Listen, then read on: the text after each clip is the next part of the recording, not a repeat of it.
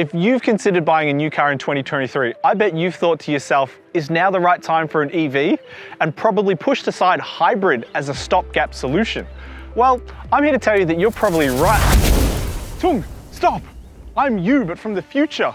Donald Trump never gets re-elected as president, they won't stop making Fast and Furious movies, and EVs are still really expensive, which means cars like this Hyundai Santa Fe Hybrid will still be relevant for many years to come. Okay, weird. Here we have the Santa Fe Hybrid, Hyundai's first electrified 7-seater designed to take on the Toyota Kluger and Kia Sorento. How much does it cost? This car in front of me here is the elite grade, and it wears a price tag of $63,000 before on-road costs, making it $3,000 and $6,500 more expensive than the equivalent diesel and petrol variants. Budget-conscious buyers might scoff at the higher price tag, but keep in mind that this Santa Fe Hybrid Elite is cheaper than a comparable Kluger and Sorento. And besides, you get plenty of equipment for you and the kids. Standard gear in this car includes electronically adjustable front seats, heated front seats, a handy wireless smartphone charger, and 19-inch wheels. But if you're looking at this car for your family, know that the leather-clad seats in all rows are spill and stain resistant. And take it from me, spilled milk and soft cheeses wipe away easily from the surfaces. The second row also have these built-in sunshades for your young ones, eliminating the need for those unsightly window covers. The rear tailgate is also electronically operated, making loading and unloading things when you've got your hands full way easier. There's also a 10.25-inch multimedia touchscreen with digital radio and Apple CarPlay and Android connectivity, the former being wireless and the latter wired. If, like me, however, you are always forgetting your cable, there's also built-in satellite navigation, so you'll never get lost. Look, you could spend a little bit more and step up to the Highlander grade, but in my 3 months with this car, I never missed features like cooled seats, the surround view monitor, or a sunroof that nearly $70,000 Hyundai Santa Fe Hybrid affords you. Besides, regardless of if you go for this cheaper version or the more expensive one, they both look the same on the outside. Look, I'm going to be completely honest with you here. I'm not exactly in love with the way the 2023 Santa Fe Hybrid looks. Don't get me wrong, there's nothing overtly wrong with it, but it just feels a little bit too safe and maybe a bit boring. The front end is characterized by a pretty standard large grille and these silver-colored accents, but the unique T-shaped headlight and fog light design add the only real element of pizzazz. Step to the side and the Santa Fe Hybrid is about as ordinary as large SUVs come. You've got roof rails up top, a high belt line, and a chunky lower body element, but the only real design touch worth pointing out are these 19-inch aero-optimized wheels that manage to look both futuristic and retro at the same time. I dig it. The rear end is informed by sleek tail lights that are connected by this lighting strip, which looks really cool at night. There's also a little roof spoiler and a rear scuff plate, but there's just nothing here to really get you excited about the design. Look, some would say that's a good thing, that the Santa Fe Hybrid just kind of blends in with the rest of the SUV crowd, but personally, I think I want something that stands out a little bit more at a shopping center car park. And once you step inside the car, the Hybrid also largely borrows from the petrol and diesel-powered variants. We've got shift-by-wire buttons to select gears and a smorgasbord of buttons on the center console, making functions like volume and temperature control a cinch to adjust on the move or when the kids are yelling, "I'm too hot," from the back. The standout design feature in here is probably the multimedia screen. It's nice and wide, so you can actually have multiple functions on screen at once, say your navigation data and fuel economy figures, for example. The digital dashboard is also a great one, easily customizable and relaying all the information you're going to need in an easy to understand fashion.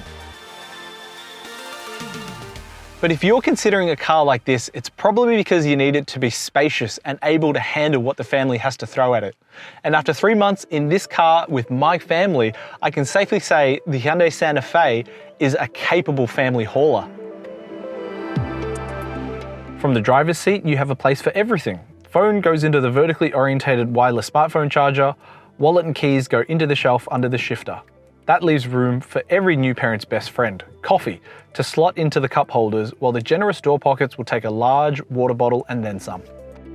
There's even an underarm storage cubby that's big enough to hold snacks for when the kids get peckish while on the move. And in the second row, there's plenty of space, even for 2 car seats like I have fitted here. Even if one of them is rearward facing, that leaves plenty of room up front for the front passenger to get comfortable. These second row seats, they also slide and recline, so you can get your kids into the most comfy position they prefer. Amenities here include a fold-down armrest, backseat map pockets, and door storage, while there are air vents here to keep passengers happy. The key to the Santa Fe Hybrid's appeal over something smaller, however, is the inclusion of a third row of seats. And while these won't keep adults or large kids happy for too long, it's great to have them there as an option. Look, I'm not going to lie to you, seats 6 and 7 are really hard to get into if you've got car seats in the second row. I actually had to climb in through the boot. But once you're back here, there is an ample amount of space, at least for my taller frame. Back here, you also get access to some rear seat air vents, a USB port, and a 12-volt socket, as well as cup holders and some storage trays. But if you're like me and don't need use of these third row seats all the time, you can just fold them down and you get access to a much bigger boot. With all seats in place, there's 130 litres of space to play with, but fold down that third row and now you've got 571 litres. This is more than enough for the pram, nappy bag, groceries, and anything else a small family might want to cart around. And if you manage to get the second row clear for stowage, space swells to 782 litres. And despite all that space, Hyundai has even included a full-size spare under here. Keep in mind though that the hybrid has a second battery installed underneath the boot floor, which means the cargo blind no longer tucks away under there. Guess I'll just keep this at home then. Practicality aside, another big reason to consider the Santa Fe Hybrid is its electrified powertrain. This hybrid system is a parallel setup, which means the electric motor and the petrol engine work in tandem to propel the car in various conditions. Look, I could get into the nitty-gritty details about how it all works, but what you actually need to know is that there's no plug, which means to own and operate this car, it's just like a petrol or diesel. Pop the bonnet and you'll find a 1.6 litre turbo petrol 4-cylinder, which is paired with a 44.2 kilowatt electric motor for a combined system output of 169 kilowatts and 350 newton meters. And all of that drive is sent to all 4 wheels. There's also a 6-speed torque converter automatic in tow, making the Santa Fe Hybrid feel almost like a traditional car, just with the added efficiency benefits. Keep in mind, however, the Santa Fe Hybrid can tow only a maximum brake capacity of 1,650 kilos, which is significantly down from the 2,500 kilos afforded to the diesel and petrol-powered models.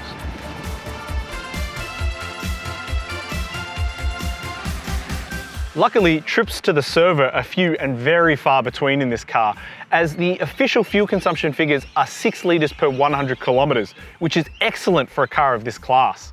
In my 3 months with the car, I managed an average of 7 litres per 100 kilometres, mainly due to the fact that it was used for school runs and daily commuting.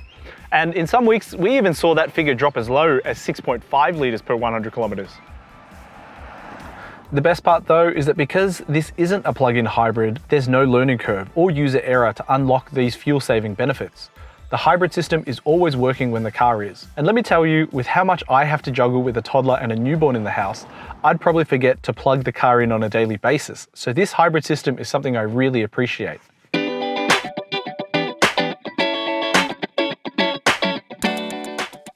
EVs are the future of Australian motoring. It's no longer a question of if, but when, which leaves us in the present at a bit of a strange intersection. And it's at this crossroad that I find myself in the Hyundai Santa Fe Hybrid, which some might call a stopgap solution on the way to full battery electrification, but I would just say it's a damn good car. In fact, one of Hyundai Australia's best. The first time I drove this car, I was struck by just how ordinary everything feels, but ordinary in the best way possible. There's no high-tech interface or cutting-edge screen that's blaring things in your face. You just get in, turn it on, and drive. So if you're turned off by the latest iPhone whatever, you'll feel right at home in a car like this. Up front, you've got that 1.6 litre engine that works part-time to keep things humming along. But it's the hybrid system that really shines here. It's really smart and switches seamlessly from petrol to electric without any perceivable jumps or jolts like I've experienced in hybrid systems in other cars. Of course, there is a bit of noise up front to clue you into the fact that that 1.6 litre engine has come alive, but in terms of ride comfort and quality, it doesn't really make much of a difference between petrol powered and electric powered. And when this car is cruising along with just electricity to keep it going, it's really comfortable and serene. The hybrid powertrain combined with this high-end soft touch interior really elevates the Santa Fe Hybrid into something that could genuinely rival something wearing a Mercedes or even BMW badge. The suspension and steering tune really have a part to play in here, with the former able to soak up bumps and ruts with no problem at all, and the latter, it's well weighted and communicative. And if all of that sounds a little ho-hum to you, well, what are you doing watching a Santa Fe Hybrid review anyway? This car is not designed to thrill in a straight line or around a corner. It's designed to be a comfortable, quiet, and economical family cruiser. And in that regard, it absolutely nails the brief. And the fact that there's no learning curve or changes to your driving behavior just makes it even better, in my opinion. The 2023 Hyundai Santa Fe Hybrid has not been awarded an ANCAP safety rating. However, the petrol and diesel powered models have a 5-star score. Much of the same safety technologies carry over to the hybrid variants like the one we have here. Keep in mind there are no top tether anchorage points in the third row, so child seats back there are not recommended. Standard safety system highlights include everything that you would want in a family car, including autonomous emergency braking, rear cross traffic alert, automatic high beams, adaptive cruise control, as well as airbags for the first and second row, but no protection for the third row. Check out the full review at carsguide.com.au for a more detailed breakdown. Like all new Hyundai sold in 2023, the Santa Fe Hybrid Elite comes with a 5-year unlimited kilometre warranty. This falls behind the industry-leading 7 years unlimited kilometres offered by Kia and MG, but is on par with big names like Toyota, Mazda and Ford. Scheduled service intervals are every 12 months or 10,000 kilometres, whichever occur first, with the first 5 services costing $459 each under Hyundai's cap price service plan. It might have taken a while for Hyundai to come to the hybrid SUV game, but they do say patience is a virtue. It's more premium than a Kluger, it's more affordable than a Sorento, and you could go into a Hyundai dealership today and walk away with one with relatively little waiting.